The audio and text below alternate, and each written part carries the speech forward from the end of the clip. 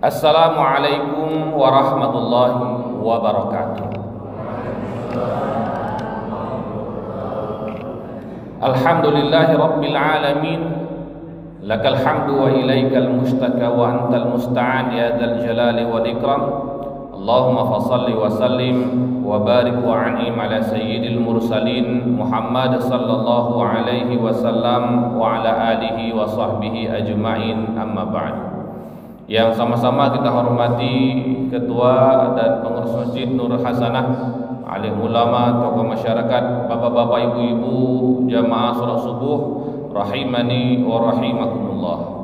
Alhamdulillah, syukur kita kepada Allah Azza wa Jalla, nikmat karunia keberkahan yang diberikan kepada kita semua, sehingga hari ini kita masih diberikan oleh Allah Subhanahu wa taala satu hari lagi kesempatan untuk memperbanyak amal-amal kita menuju perjalanan akhirat. Sebuah perjalanan yang menjadi perjalanan abadi. Apabila kita bahagia, maka bahagia selamanya. Apabila kita sengsara, maka kita sengsara selamanya. Setiap kita, saya yakini, sudah mempersiapkan ya, baik itu biasanya ekonomi, mempersiapkan dana, mempersiapkan segala sesuatunya untuk hari tua. Ada yang siapkan tabungan, ada yang deposito, ada yang sudah menyiapkan kebun, ya. Untuk apa? Untuk persiapan hari tua, Ustaz. Karena nanti kalau di hari tua kami tak mampu bekerja lagi, maka itulah yang menjadi pegangan kami nanti di hari tua. Padahal tak ada yang bisa menjamin kita ini akan tua. Banyak juga yang masih muda juga mati. Tapi kenapa orang-orang mempersiapkan untuk hari tuanya? Ya, karena kalau sudah di hari tua nanti tidak bisa melakukan apa-apa lagi. Tubuh sudah tua, sudah tak mampu lagi melakukan banyak kegiatan, sehingga memang itulah yang menjadi pegangan kita, kan begitu. Namun, sudahkah kita memikirkan bahwa ada sesuatu yang jauh lebih pasti daripada tua, yaitu mati. Dan ketika seseorang mati, perjalanannya berubah dari perjalanan dunia menjadi perjalanan akhirat. Dan dalam perjalanan akhirat itu tidak ada yang bisa kita jadikan sebagai pegangan kita, baik itu dinar, dirham, baik itu harta, benda, baik itu keluarga. Yang bisa kita jadikan pegangan adalah amal-amal soleh kita. Makanya Allah menyebutkan di dalam Al-Quran, wa tazawwadu fa inna khairaz zadit taqwa. Siapkanlah perbekalan, dan sebaik-baik perbekalan adalah ketakwaan, amal soleh kita. Nah, satu hari yang Allah berikan lagi kesempatan ini, kita bangkit di pagi hari dalam keadaan sehat, dalam keadaan selamat, dalam keadaan waras. Ya, mudah-mudahan kita jadikan sebagai satu hari yang lebih banyak melakukan amal-amal ibadah, dan satu hari lagi kita mengurangi dosa-dosa kita. Karena kita ada banyak dosa, semuanya kita banyak dosa. Kullu bani Adam khata'un wa khairul khata'in at-tawwabun. Semua anak Adam itu melakukan kesalahan, dosa, dan sebaik-baik yang melakukan dosa adalah yang bertaubat kepada Allah Subhanahu wa taala. Kita memohon kepada Allah, ya Allah, jadikanlah kami di hari ini orang-orang yang lebih baik dari hari kemarin, mampu melaksanakan amal ibadah dengan lebih baik lagi, dan kami mampu memperbanyak istighfar dan taubat kami kepada-Mu, ya Allah, ya Arhamar Rahimin. Kemudian salawat dan salam kita kepada baginda Nabi Sallallahu Alaihi Wasallam sebagai panutan, sebagai teladan. Mudah-mudahan kita semua mendapatkan syafaat beliau. InsyaAllah kita kajian setiap pekan yang keempat adalah tentang waris. Tapi kita tidak membahas waris secara keseluruhannya, karena membahas masalah waris ini panjang betul. Tapi yang kita bahas adalah tentang muqaddimah dari hukum-hukum waris, pengantar menuju hukum waris. Dan rujukan atau referensi yang dipakai, kebetulan saya di tahun 2021 menuliskan buku tentang 13 kesalahan fatal pelaksanaan hukum waris di Indonesia. Jadi ini menjadi bukunya. Ini bukunya sudah tidak dicetak lagi, sudah habis, sudah 2021. Tapi kalau ada yang punya HP pintar Android, di Playbook itu ada, Google Playbook, itu ada masih di sana. 13 kesalahan fatal pelaksanaan hukum waris. Nah, ini kita jadikan sebuah silabus kita dalam mempelajari muqaddimah ataupun pengantar menuju hukum-hukum waris. Baik, Bapak Ibu dirahmati Allah, kenapa kita belajar waris? Itu satu pertanyaan yang paling mendasar. Kenapa kita belajar tentang masalah waris?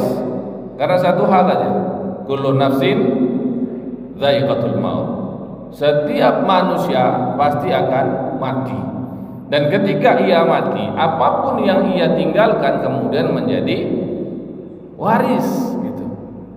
Kita semua ini pasti ada yang kita tinggalkan.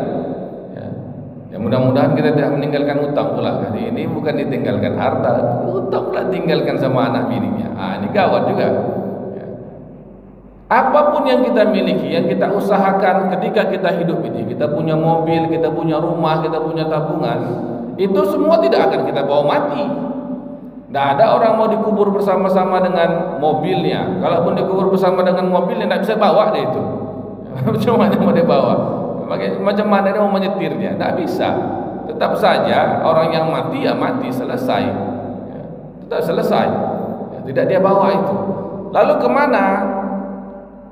Dalam banyak riwayat disebutkan bahwa semua kita ini ketika mati akan diiringi oleh tiga hal yang akan mengiringi kita. 2 akan kembali, 1 akan tetap di sana. Yang kembali itu adalah harta kita, yang kembali adalah keluarga kita, tapi yang tetap di sana adalah amal soleh kita, jemaah sekalian. Maka ini dia. Yang kembali tadi, harta tadi menjadi warisan. Dan bukan rahasia umum lagi bahwa warisan seringkali menjadi permasalahan di dalam keluarga. Ada yang terang-terangan bermasalahnya, ada yang diam-diam tapi memendam api dalam sekam. Ini dia. Kajian tentang masalah hukum waris ini, saya kalau ditambah lagi masjid ini mungkin sudah 18 masjid yang saya memberikan kajian hukum waris. Dan dari 17 yang ada kemarin yang saya memberikan kajian itu, ada yang memang sampai benar-benar pakai pengacara. Pakai pengacara Bapak Ibu sekalian, antara adik beradik itu sampai pakai pengacara. Ada yang bisa selesai secara kekeluargaan dan macam-macam masalahnya. Ada masalah antara adik dan kakak, ada yang bermasalah antara orang tua dengan anak, orang tua yang masih hidupnya ya. Ada yang bermasalah dengan karena yang meninggal adalah ibunya misalnya, lalu ayahnya nikah lagi, kemudian permasalahan antara ibu sambung dengan anak sambung begitu. Macam-macam masalah waris ini. Kenapa? Karena Allah Subhanahu wa taala telah memberikan penjelasan tentang kita semua, Bapak Ibu sekalian. Manusia itu wa tuhibbunal mala hubban jamma. Kita semua itu, kata Allah, kalian itu mencintai harta dengan secinta-cintanya. Jadi jangan ada yang ngaku saya tidak cinta harta. Tidak ada, semua manusia cinta harta. Karena itu adalah tabiat dasar yang Allah berikan ke dalam setiap diri dan jiwa manusia. Siapa di antara kita enggak suka uang? Kalau ada yang enggak suka uang, tunjuk tangan. Ada? Ya, mana tahu enggak, saya enggak cinta uang, kasih sama saya aja lah. Saya cinta uang soalnya. Aku cinta rupiah. Begitu. Kita semua, Pak, semua. Ya, kita semua mencintai harta. Hanya saja perbedaannya ada kecintaan kita yang masih bisa dikontrol dengan rasa malu, dengan rasa segan, dengan keimanan. Ada yang tak mampu lagi mengontrolnya, benar-benar menjadi seperti hewan yang ganas dan buas. Untuk masalah harta, semua mau diambilnya semua. Itu kan ada banyak sekali. Dia bilang, Ustaz, saya pengacara, Ustaz, saya mewakili dari kakak, mewakili dari kakak, dari 2 adik beradik. Mereka adik beradik cuma 2 aja, 1 kakak 1 adik laki-laki. Disebutkanlah tanah ini di mana, lokasinya di mana. Masya Allah, subhanallah. Kalau dirupiahkan puluhan miliar tuh tanah tuh, karena sudah menjadi tempat yang sangat strategis sekali di Riau, bukan jauh-jauh, Riau. Ya, subhanallah. Jadi bertengkar. Ya, kalau sudah banyak begitu tentu selera, siapa enggak selera? Ya kan, subhanallah. Maka disinilah pentingnya kita mempelajari tentang masalah hukum waris. Yang pertama, agar kita tahu siapa saja yang layak mendapatkan harta waris. Yang kedua, agar kita tahu berapa hak kita untuk mendapatkan warisan. Dan yang ketiga, kita tahu bahwa yang bukan milik kita tidak memiliki hak kita untuk mengambilnya. Jadi enggak zalim kita kepada orang lain. Maka kalau kita berbicara tentang hukum waris dan orang takut, Bapak Ibu sekalian, orang takut, Ustaz, ngapain lagi bahas-bahas masalah hukum waris, Ustaz? Enggak mau kami, Ustaz. Orang tua kami meninggalkan ini ngapain dibagi-bagi, ngapain bagi? Itu alasan aja tuh. Alasan aja tuh. Ketakutan-ketakutan yang tidak berdasar. Toh pada akhirnya harta waris itu akan tetap dibagikan, suka atau tidak suka. Ketika kita berbicara tentang masalah harta waris dan kita berbicara tentang hukum warisnya, maka rangkaian dari hukum waris itu atau melaksanakan hukum waris itu 3 saja, tidak banyak. 3 saja Bapak Ibu sekalian. Yang pertama, dalam pelaksanaan hukum waris itu adalah menginventarisir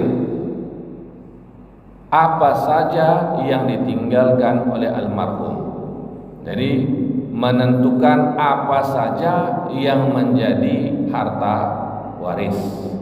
Yang kedua adalah menentukan siapa saja yang jadi ahli warisnya. Dan yang ketiga adalah menentukan besarannya, berapa seseorang dapat haknya di dalam harta waris. 3 ini saja. Di luar daripada itu masalah teknis. 3 ini merupakan bagian utama dari hukum waris. Ini harus dikerjakan. Lebih daripada itu merupakan teknis yang diserahkan kepada keluarga bagaimana rembuk baiknya. Ya, apakah mau dijual ataukah tidak mau dijual, itu tidak ada masalah nanti. Yang penting semua ditentukan dulu mana saja. Ini yang menjadi bagian yang paling krusial dalam membahas masalah harta waris. Jadi jangan takut untuk membahas masalah harta waris. Ya, membahas masalah hukum waris bukan masalah untuk membagi-bagi, menghilangkan, menjual apa yang ditinggalkan oleh orang tua, bukan. Akan tetapi mendudukkan, menjelaskan posisi dari harta warisnya, siapa yang dapat warisnya, dan berapa yang didapatkan oleh setiap ahli warisnya, agar jelas. Kalau tidak jelas nanti inilah banyak orang mengatakan begini, Allah Ustaz, ngapain Ustaz kami bahas-bahas masalah itu, Ustaz? Ya, tabu bagi kami membahas masalah harta waris, Ustaz. Dia tinggal di rumah warisan. Dia bilang tabu membicarakan masalah harta waris, dia tinggal di rumah warisan. Adik-adiknya tidak boleh tinggal di sana. Kalau tinggal di sana merangut mukanya. Ya, ini tidak bisa diterima hal seperti ini. Kalau kita katakan tabu kita membicarakan masalah harta waris, ya jangan pula kita tinggal di sana. Jangan kita dapat bagian manfaat dari sana. Kemudian kalau kita nggak mau membahas masalah harta waris, nanti misal rumah orang tua kita sudah meninggal dua-dua, rumah itu tidak ada yang tinggal di sana. Bukankah kalau rumah tidak ada yang tinggal di sana cepat rusak dia? Terus siapa yang bertanggung jawab masalah itu? Nilai dari rumah itu semakin dia rusak semakin dia turun, ya kan? Mobil semakin lama nanti dia dijual atau dimanfaatkan semakin turun nilainya. Inflasi kan tinggi sekali ya, tingkat penurunan nilai sekarang kan tinggi, harganya makin naik ya. Harga uang sekarang sudah makin turun. Siapa yang bertanggung jawab masalah itu? Ini makanya kita membicarakan masalah harta waris bukan untuk meninggalkan atau menghilangkan harta warisan atau peninggalan orang tua kita, tapi untuk menduduk dan menjelaskan apa saja yang ditinggalkan, siapa yang dapat warisan, dan berapa bagian-bagiannya. Nah, mungkin di kajian selanjutnya kita kalau ada papan tulis mungkin lebih ahsan ya, lebih mantap lagi, biar bisa kita coret-coret gitu. Baik, Bapak Ibu dirahmati Allah. Sekarang kita masuk pada pengertian dulu. Pengertian warisan. Warisan ataupun dalam bahasa Arab artinya mirath adalah istilah yang digunakan terhadap sesuatu yang ditinggalkan oleh seseorang, baik berupa harta ataupun lain-lainnya. Nah, kemudian masalah hukum waris ini, kita yang pertama membahas tentang pewaris, kemudian kita membahas ahli waris dan harta warisan. Ini bagian pertama dari kajian kita. Siapa itu pewaris?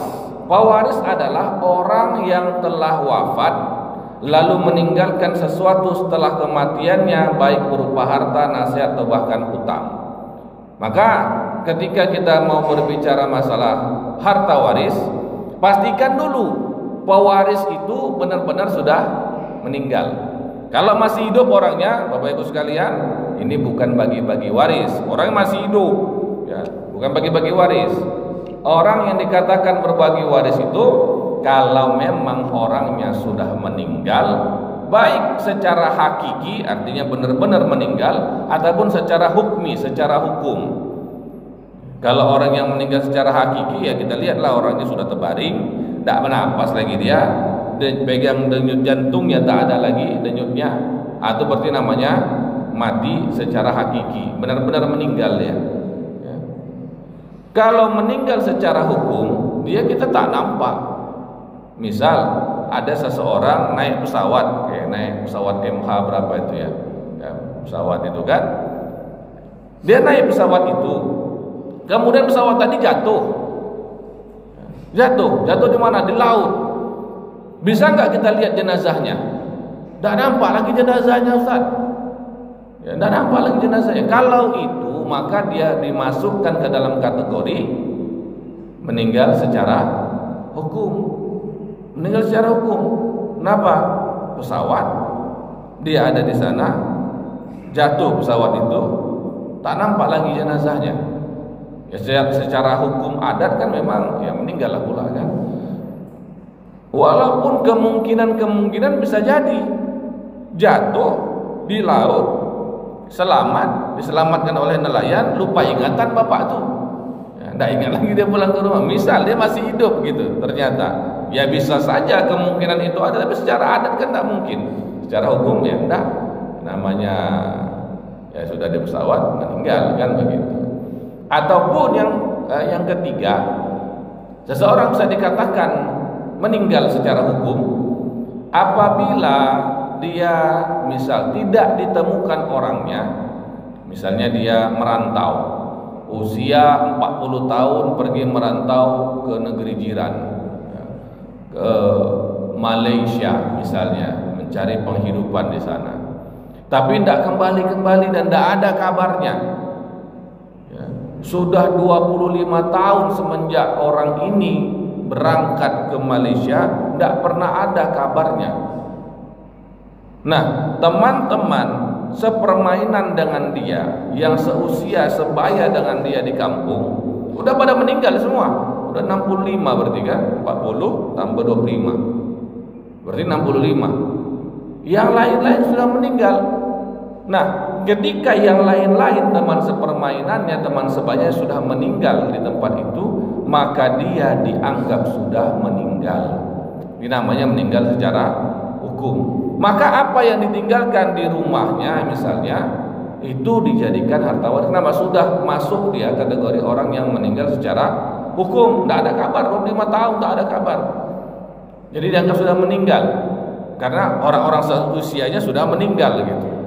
Teman-teman sepermainan sudah meninggal. Nanti suatu saat di usia 70 tahun balik dia, oh bapak masih hidup. Wah, begitu kan. Ya tidak apa-apa, tapi hartanya sudah dibagi-bagikan. Ya, hartanya sudah dibagi-bagikan. Perlu dikembalikan lagi? Tidak perlu kembalikan lagi itu. Memang dia tak ada kabarnya. Ya, ini kalah Bang Toib. Kalau Bang Toib kan cuma 3 kali kan. Ini Udah berapa kali ini? 25 tahun lebih. Nah, ini masalah pewaris. Satu, orangnya sudah benar-benar meninggal dan dia meninggalkan sesuatu. Yang kedua adalah ahli waris. Ahli waris itu adalah orang yang mendapatkan bagian dari peninggalan pewaris tadi, baik berupa harta, nasihat ataupun hutang. Ya. Nah, ahli waris ini siapa? Nah, ini yang perlu ditentukan.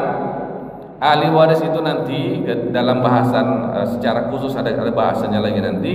Ada ahli waris itu saya katakan sebagai ring 1 ahli waris. Orang yang sudah pasti dapat warisan. Itu orang ring 1 itu nanti.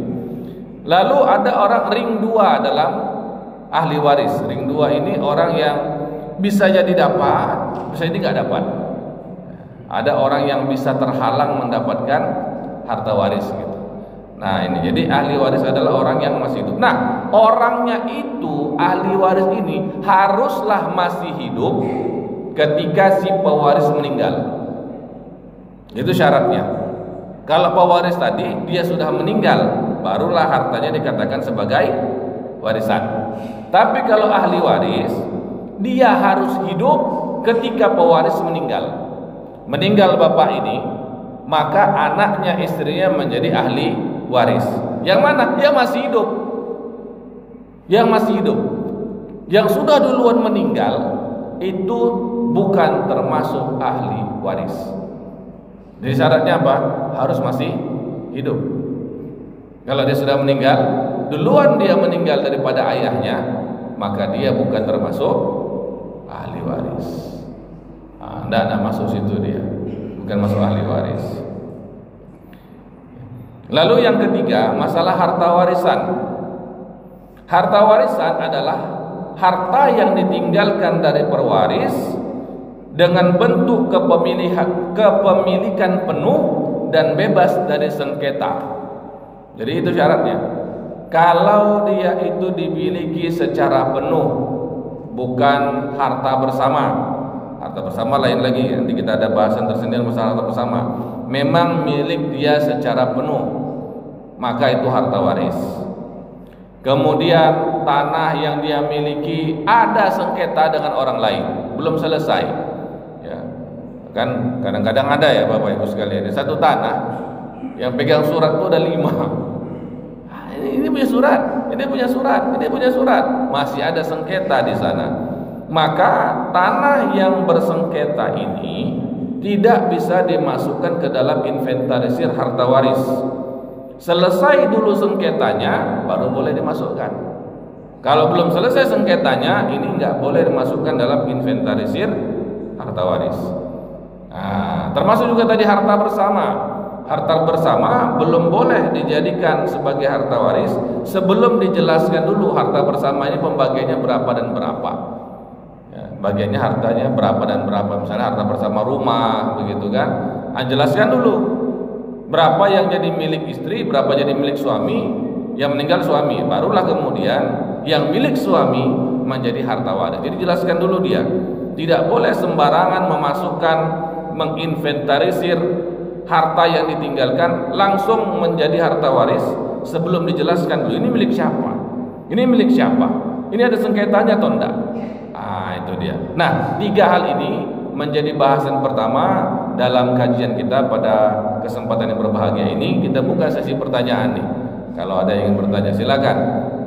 Ya, saya senang sekali kalau jamaah itu bertanya, karena memang kalau kaji warisnya orang pada bertanya. Tapi ada syaratnya.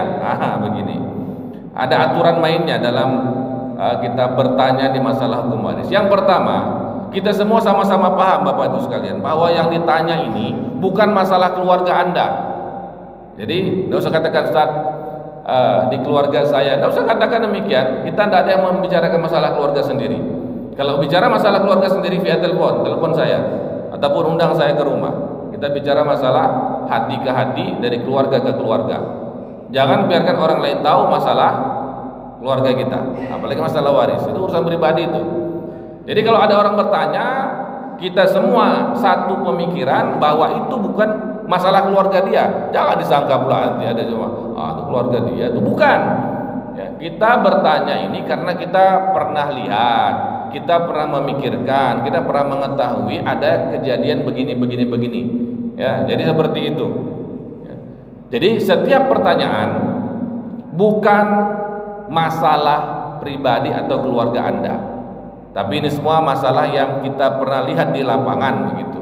Ya, jadi jangan ada pemikiran seperti itu. Ya, pokoknya kalau sudah ada pertanyaan, berarti itu pertanyaan secara umum, bukan pertanyaan khusus dari keluarga si penanya, bukan.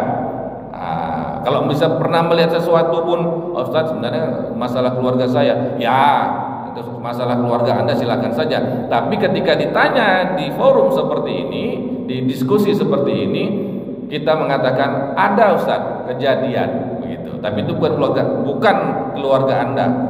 Ya begitu ya, supaya jangan ada rasa malu pula kita bertanya. Ya, dan jangan ada pula orang lain melihat-lihat lah keluarganya. Kadang-kadang begitu Pak. Ya, lagi kaji waris, tidak ada yang bertanya. Selesai kaji waris, semua menunggu saya di mobil.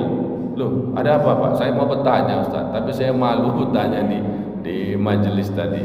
Ya, ya kalau untuk bertanya secara khusus silakan. Ada nomor HP saya sama pengurus, boleh bertanya, boleh WA, boleh telepon, boleh undang saya ke rumah, tidak masalah. Karena saya juga membuka konsultasi masalah keluarga dan waris.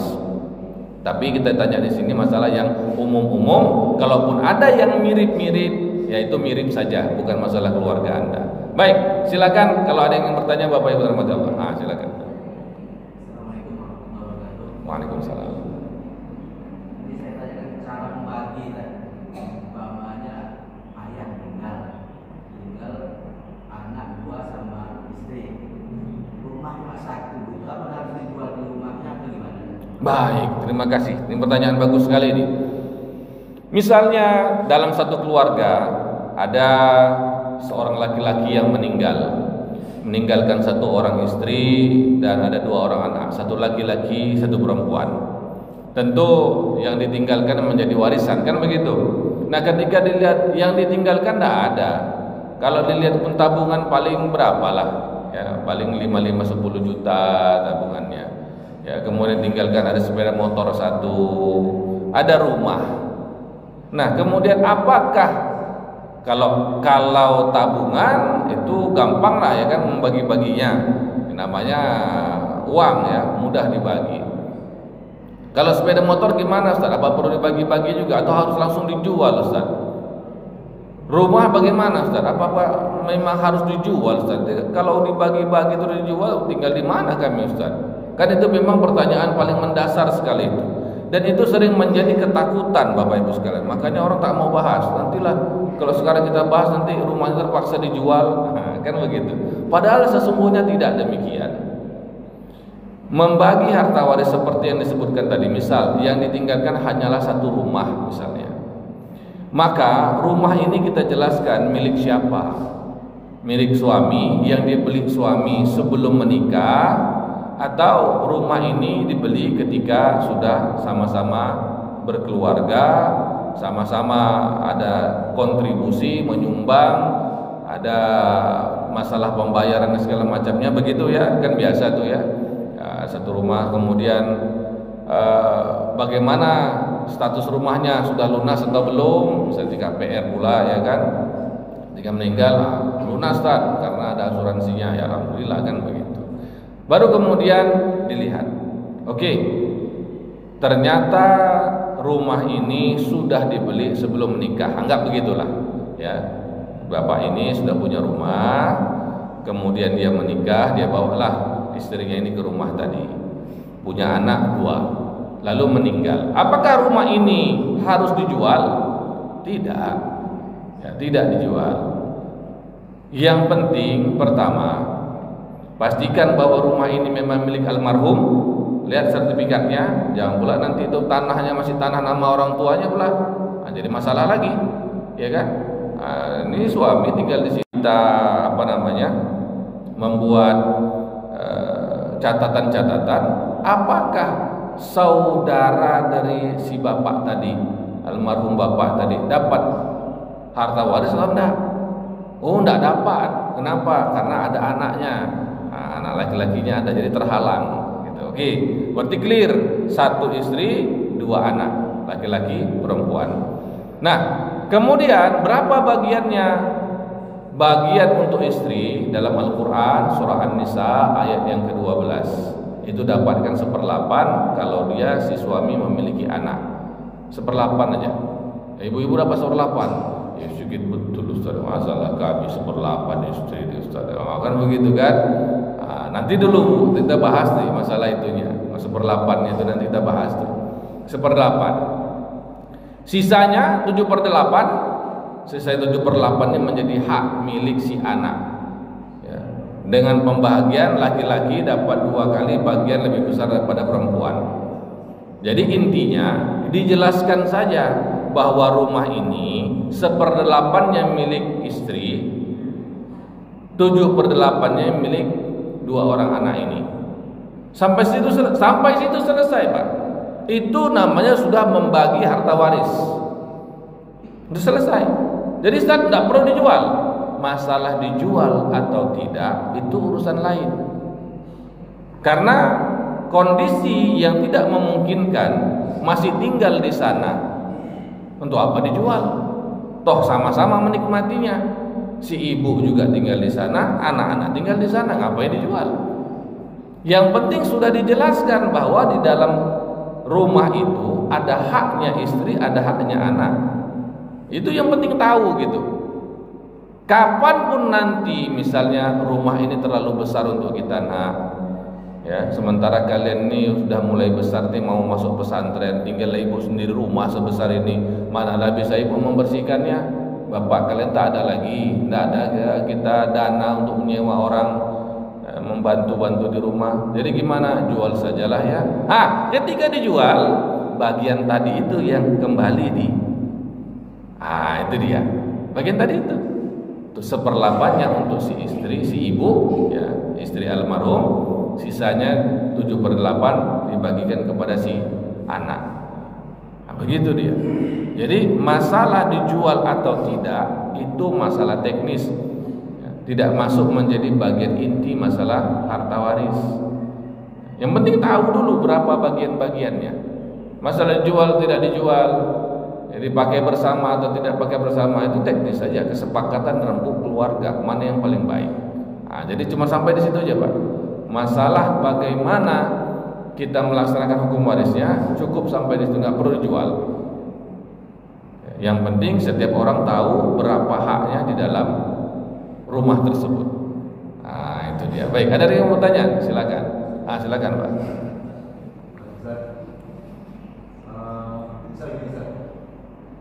Jadi orang tuanya mungkin dua-duanya sudah berada.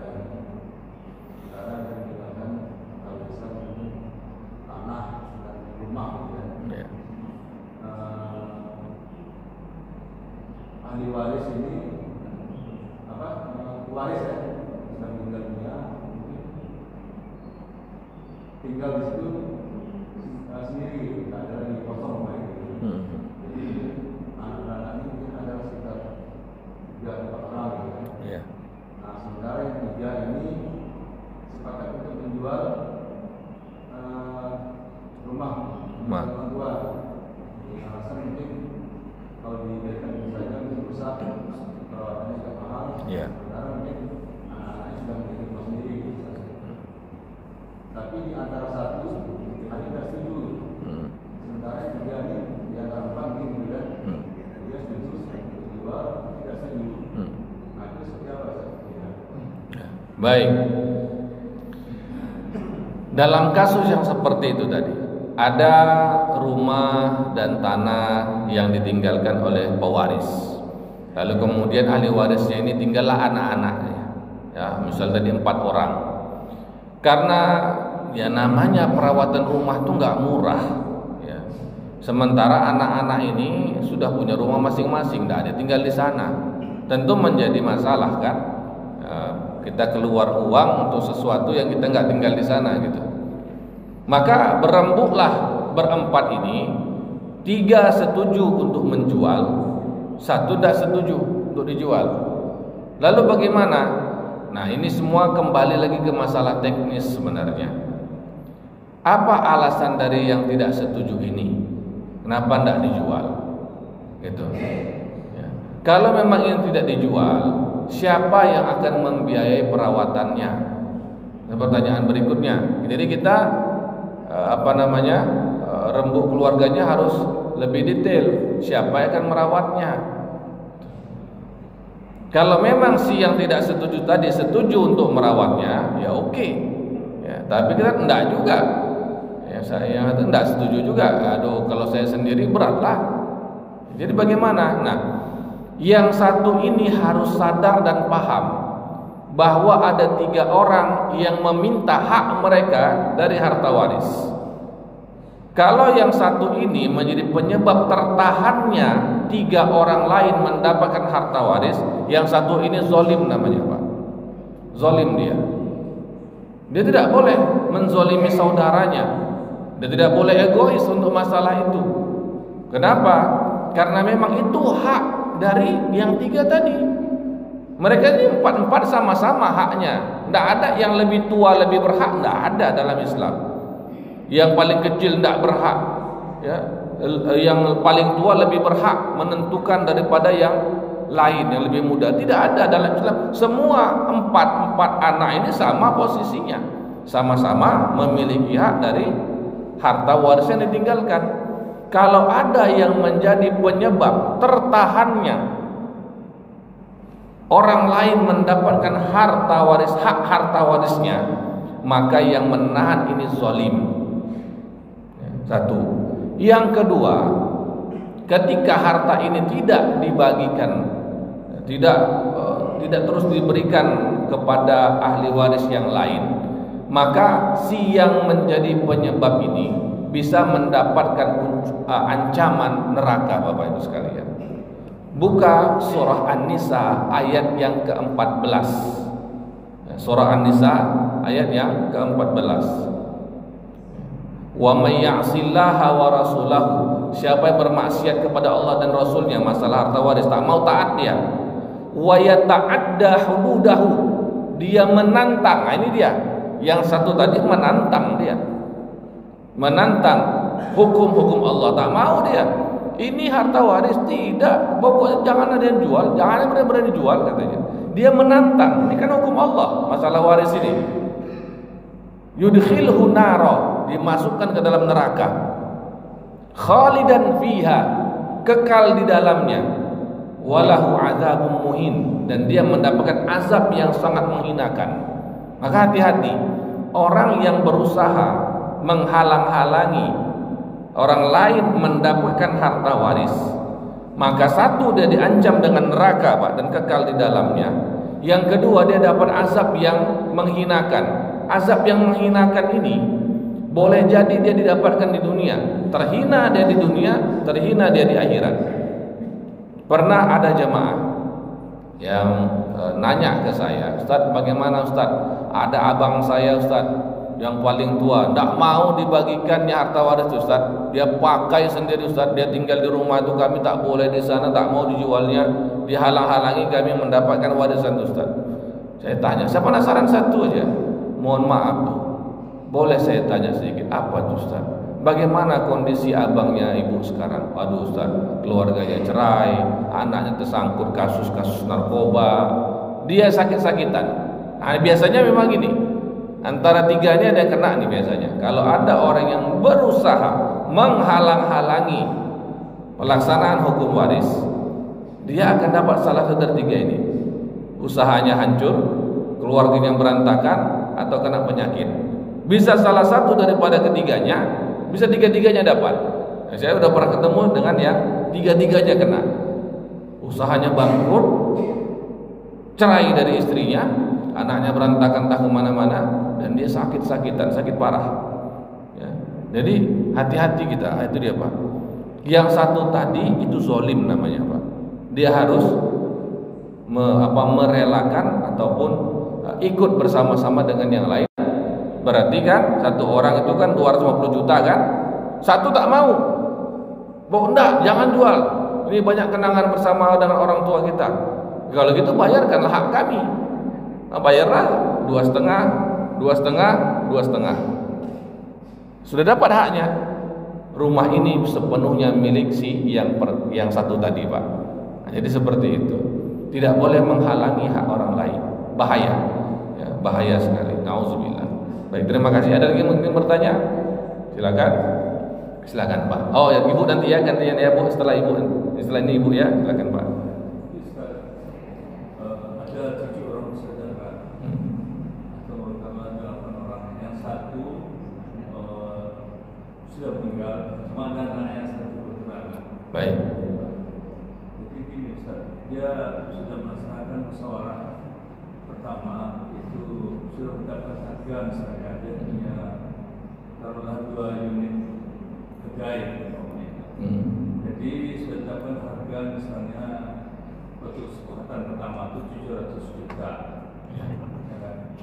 Nah, cuma pada saat itu hanya disampaikan secara lisan, cuma tidak tertulis. Cuma sudah ada kesepakatan tanpa tertulis, misalnya harga 700 juta. Kemudian beberapa bulan berikutnya, jadi pada saat itu ada salah satu daripada saudara itu berniat untuk membeli, sehingga ditetapkan 700 juta. Kemudian kalau pada dijual ke yang lain 1 miliar, jadi udah oke, udah 10. Cuma waktu itu yang akan membeli ini belum memutuskan dia masih membeli atau tidak, karena saat itu dia belum punya uang, cuma dia berniat akan membeli. Setelah beberapa bulan berikutnya, karena juga baru dia nyatakan dia akan membeli, maka timbullah perbedaan pendapat. Ada yang menginginkan harganya lebih dari 700. Dia maunya harganya 1 miliar. Jadi di antara bertujuh tadi itu ada 3 orang yang menetapkan harga 1 miliar, yang selebihnya tidak setuju, tetap 700 juta. Nah, ini bagaimana putusan yang terbaik? Baik, terima kasih pertanyaannya. Ada ruko ataupun kedai misalnya, yang mana kedai itu ada niat untuk dijual. Nah, kedai itu yang pertama itu memang haknya dari ahli waris. Maka berapa harga dari yang mau dijual itu memang tergantung dan terserah kepada si ahli waris. Itu sudah benar. Misalnya ditetap 700 juta. Ini apa-apa. Adakah yang sanggup beli di antara keluarga? Silakan beli 700 juta. Tapi kemudian karena dia baru mengatakan dan tidak ada akad, saya akan membeli, masih akan, kan belum ada akad di sana, maka harganya belum bisa ditetapkan. Kemudian beberapa waktu kemudian ada yang melihat kalau 700 terlalu kecil itu, 700 itu terlalu kecil itu. Sekarang harga pasarnya 1 juta nih, 1 miliar ini misalnya. Ya. Maka kalau sudah terjadi perbedaan pendapat, tidak ada lagi kesepakatan Pak, dikembalikan ke harga pasar. Kembalikan ke harga pasar. Harga pasarnya berapa? 1 miliar atau 1 miliar jadinya. Gara-gara apa? Gara-gara tidak ada kesepakatan harga di sana. Karena merupakan hak dari setiap ahli waris. Tidak boleh juga sebagian ahli waris memaksakan, oh 700 saja lah. Tidak bisa. 1 miliar aja lah. Tidak bisa. Lihat harga pasarnya. Harga pasar range-nya 900 sampai 1 miliar. Ya, biasanya begitu kan, tawar-menawar dan segala macamnya. Maka ikut harga pasar itu. Gara-gara tidak sepakat lagi Pak. Padahal kalau tadi sepakat, ya kita kan boleh saja menjual, misal mobil, saya mau jual sama bapak, adalah Pak 50 juta aja, malah harganya 100 juta, kan boleh kan? Kan terserah saya. Tapi kalau tidak ada kesepakatan lagi, maka dikembalikan kepada harga pasar. Berapa harga pasarnya? Nah, jadi kalau sudah seperti itu kondisinya, sudah lagi tidak ada kesepakatan, maka kembali kepada harga pasar. Kembali pada harga pasar. Nah, masalah ada yang sudah meninggal atau masih hidup tadi, kalau meninggalnya setelah orang tua meninggal, ya tetap dapat. Ya tetap dapat. Ya, tapi kalau meninggalnya sebelum, ini lain cerita. Itu nanti masuk pembahasannya ke dalam al-wasiyat wajibah nanti. Nah, kita nggak bahas itu, ya. yang meninggal setelah meninggal orang tuanya tetap dia dapat warisan. Dan berapa harganya? Pertama, kalau sepakat semua ahli waris menjual dengan harga sekian, maka itu boleh karena hak mereka. Kalau sudah tidak sepakat lagi, maka kembali kepada harga pasar. Nah, itu dia, Pak. Terima kasih, pertanyaannya luar biasa. Jazakumullah khairan. Silakan Ibu tadi yang bertanya. Terima kasih Pak. Ya. Tadi Bapak mengatakan orang yang sudah meninggal tidak mendapat warisan. Kejadian di masyarakat ya Pak, seorang ahli waris punya anak itu baru saja meninggal. Kemudian dia punya keturunan yang banyak. Ketika pembagian warisan, tentu yang mendapatkannya hidup aja Pak. Sehingga anak-anak dari keturunan yang sudah meninggal tadi, dia merasa sedih. Kemudian dia hubungan mereka tidak harmonis karena dianggapnya itu bapaknya baru saja meninggal. Kemudian langsung kami tidak dapat warisan lagi. Kejadian seperti ini apa tidak ada toleransinya itu Pak? Maksud saya itu anak yang banyak tadi itu sama sekali tidak dapat itu. Keturunannya yang sudah meninggal tadi apa benar-benar tidak mendapat itu Pak. Baik, terima kasih. Ini pertanyaan bagus sekali, memang di masyarakat terjadi. Pertama, yang tidak dapat itu adalah ahli waris yang meninggal sebelum pewaris. Artinya begini, orang tuanya masih hidup, si anak tadi sudah meninggal, maka si anak tadi tidak dapat warisan dari orang tuanya. Kenapa? Orang tua masih hidup, orang tuanya 10 tahun kemudian baru meninggal. Tentu yang sudah meninggal duluan tak dapat dia, nggak dapat. Tetapi kalau meninggalnya gara-gara kelalaian karena tidak membagi harta waris, misalnya nih, meninggal orang tuanya, anaknya 4, tapi tidak ada yang mau bagi harta waris nih, dibiarkan 10 tahun, ya, meninggal satu di antara si anak tadi. Baru kemudian yang lainnya berpikir, udah meninggal tuh abang kita itu, kita bagi aja lah warisannya sekarang daripada kita meninggal juga, kan begitu. Baru kepikiran. Nah, yang meninggal ini dia masih memiliki haknya sama dengan yang masih hidup, bukan hilang Ibu.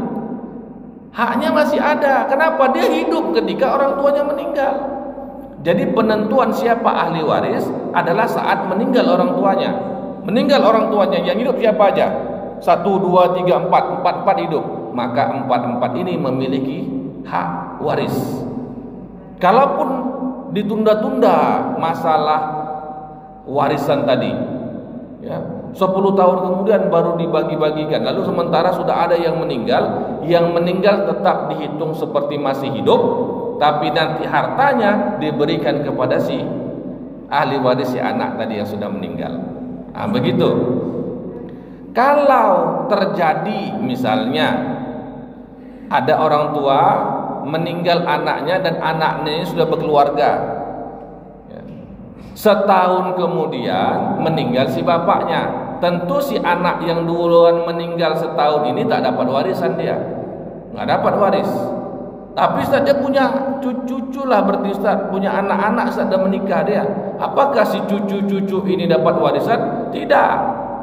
Cucu tak dapat warisan karena masih ada anak yang hidup. Cucu dapat wasiat namanya.